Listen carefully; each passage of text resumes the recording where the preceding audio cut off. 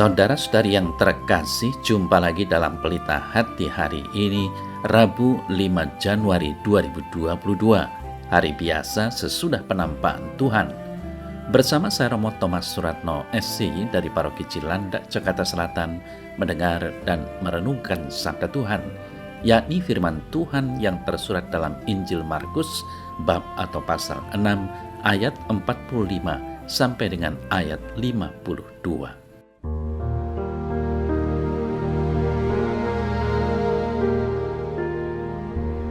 Pada suatu ketika, Yesus mendesak murid-muridnya naik ke perahu dan berangkat lebih dulu ke seberang, ke Betsaida. Sementara itu, ia menyuruh orang banyak pulang. Setelah berpisah dari mereka, ia pergi ke bukit untuk berdoa.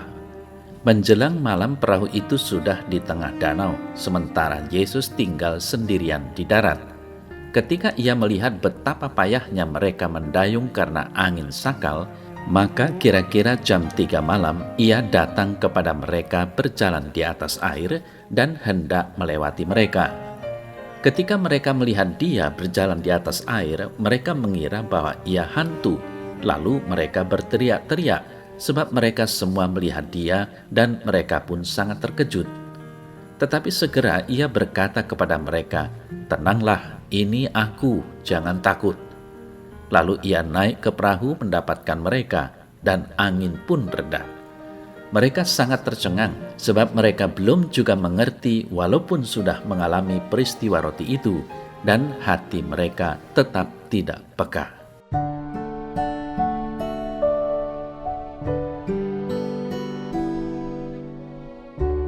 Saudara-saudari yang terkasih, setelah rasa lapar orang banyak dipuaskan, Yesus langsung mendesak para muridnya untuk pergi sebelum ia membubarkan orang banyak.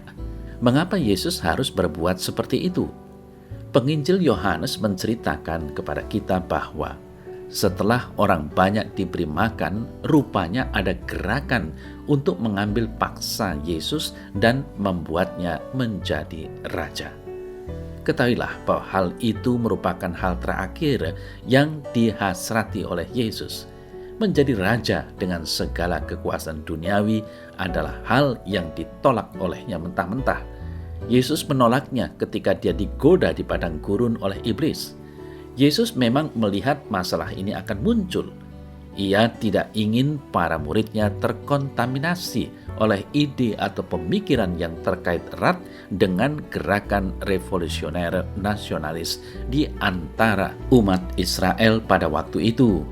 Maka Yesus menyuruh para muridnya untuk pergi sebelum orang banyak yang sedang mendengarkan khotbahnya dibubarkan.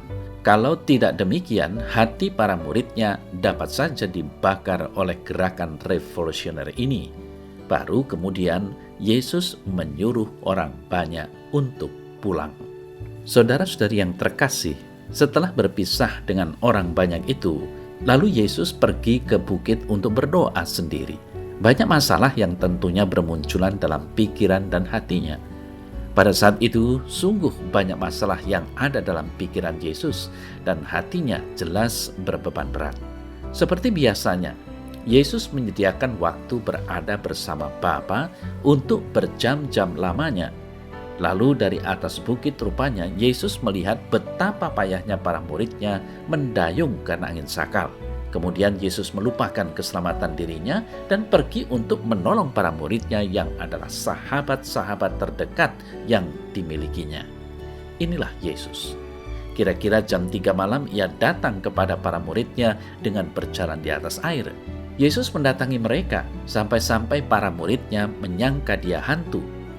Yesus segera berkata kepada mereka, "Tenanglah, inilah aku, jangan takut." Lalu ia naik ke perahu mendapatkan mereka dan angin pun reda. Yakinlah, jika berada bersama dia, para murid pun merasa nyaman tanpa takut atau khawatir sedikit pun. Saudara-saudari yang terkasih, dari peristiwa yang diwartakan tadi membuat keyakinan kita saat ini bahwa manakala Kristus ada di antara dan di dalam diri kita, maka badai kehidupan kita pun akan mereda. Huru-hara pun akan berubah menjadi damai sejahtera. Apa yang tidak dapat dilaksanakan menjadi terlaksana, beban yang tak dapat ditanggung menjadi dapat diterima. Memang hal ini seringkali keyakinan kita tidak berjalan sebagaimana yang diharapkan oleh Tuhan Yesus. Walau kita mengakui diri orang yang percaya kepada Yesus, namun dalam praktek hidup kita belum berani sepenuhnya mempercayakan diri kepadanya. Rasa khawatir, cemas, dan rasa takut selalu saja menyelimuti diri kita, sehingga kita selalu diombang-ambingkan oleh badai kehidupan di dunia ini. Saudara-saudari yang terkasih, kita semua dipanggil untuk menjadi orang percaya yang sungguh beriman, dan bukan beriman yang asal-asalan, sekedar mengucap aku percaya, tetapi baik ucapan maupun perilaku hidup hendaknya mengungkapkan dan mewujudkan iman kepercayaan kita sebagai umat Kristiani. Semoga kiranya kita dapat mempercayai dan mempercayakan rasa cemas dan takut kepada Tuhan dan senantiasa berharap padanya, supaya kita dikuatkan dan diteguhkan akan hal itu.